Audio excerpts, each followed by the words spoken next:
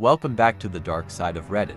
Stories that will haunt your thoughts. This story comes from Reddit, shared by someone who thought moving into a quiet apartment would bring peace. But it didn't. At first, it was normal, just a new home, empty rooms, and soft light from the windows. But soon, strange things began to happen. Reflections that didn't match reality, whispers in the dark, and messages that seemed to know what the tenant was thinking before they even thought it. Every window, every shadow, every silent corner seemed alive, and the longer the nights went on, the more the apartment revealed itself not just as a place to live, but as something watching, learning, and waiting. Tonight, you'll hear exactly what happened. Every detail, every moment of dread, every creeping realization that nothing was as safe or ordinary as it seemed. Sit back, turn the lights low, and listen carefully, because once you start, you might begin to see your own reflections differently. I moved into this apartment because it was quiet, the kind of quiet you crave when your head never stops talking. The building was old but well kept, with narrow hallways that smelled faintly of dust and lemon cleaner. My unit was on the 4th floor at the very end of the corridor. The landlord mentioned that most of the tenants worked nights, which explained why I hardly ever saw anyone coming or going. That suited me fine. I wanted space. I wanted peace. And for the first few weeks, that's exactly what I thought I'd found. It started with the windows. There were 3 of them, 1 in the living room and 2 in the bedroom.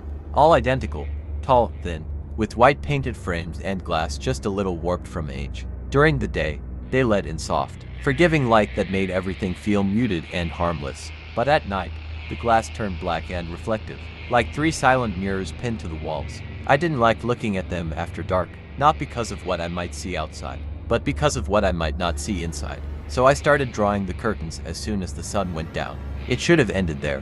It didn't. One night, I woke up to faint tapping. Not loud enough to be alarming, just steady, patient, like rain with intent.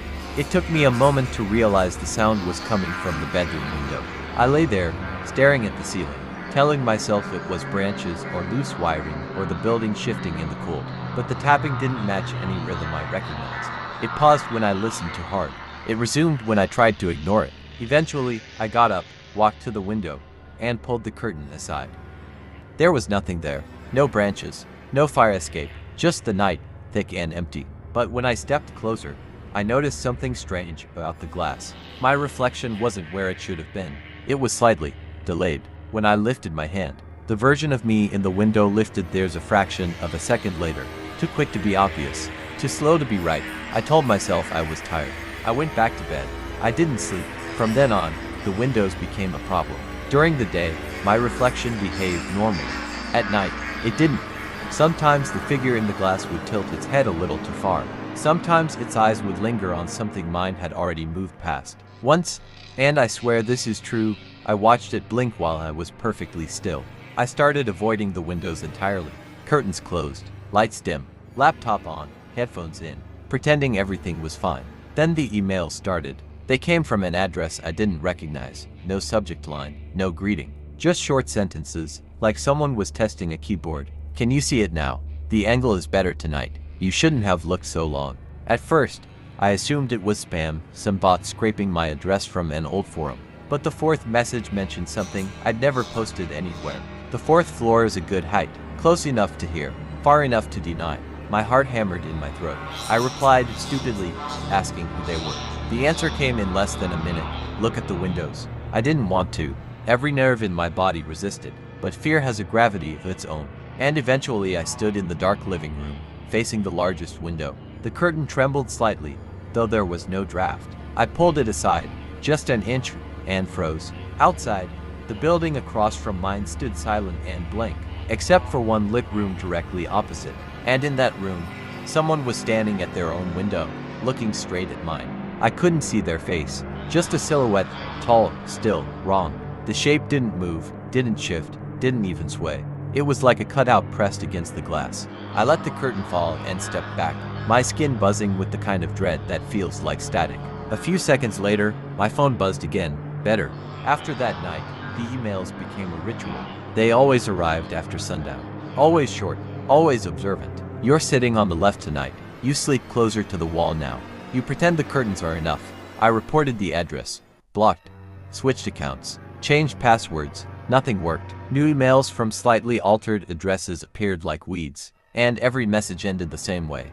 Look at the windows. So one evening, exhausted and angry, I opened every curtain, turned off every light, and waited until my eyes adjusted to the darkness. Outside, the other building loomed like a shadow punched into the night sky. Window after window reflected nothing, empty squares of deeper black. Except one, the same lit room, the same silhouette, but this time, there was a second shape, smaller, closer to the glass. And both of them were facing my apartment with absolute, unwavering attention.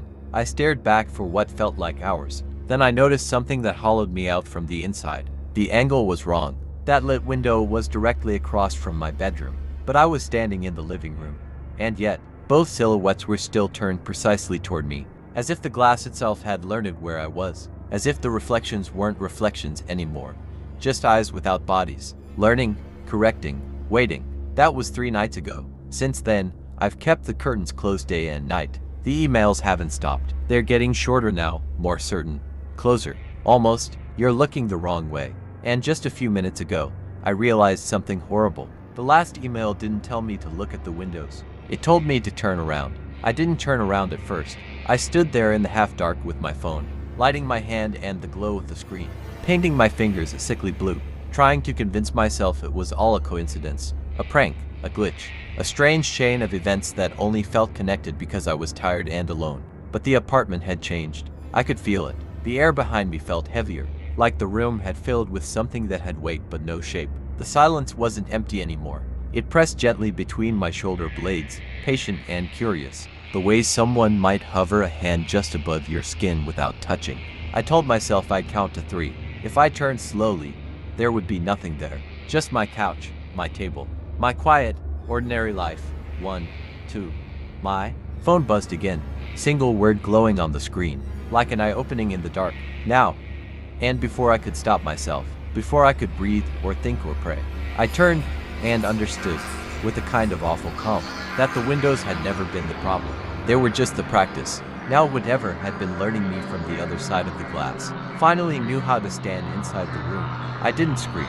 I thought I would, but instead everything inside me just went very still, like my body decided that silence was the safest language. The room hadn't changed, the couch was still there, the table, the faint hum of the refrigerator from the kitchen, but it all felt occupied, as if every object now belonged to something else, and I was the guest. I could feel a presence close enough that it seemed to shape the air, but when I tried to focus on it, my eyes slid away, like they refused to show me what my mind already knew.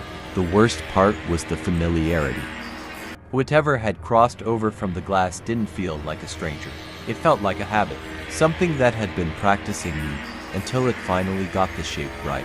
I backed toward the bedroom without turning away, afraid that if I blinked it would close the last bit of distance between us. My phone buzzed again in my hand, and even before I looked, I knew what it would say. Just 2 words this time. Stay still. I didn't know if it was a warning or a command, or if there was even a difference anymore.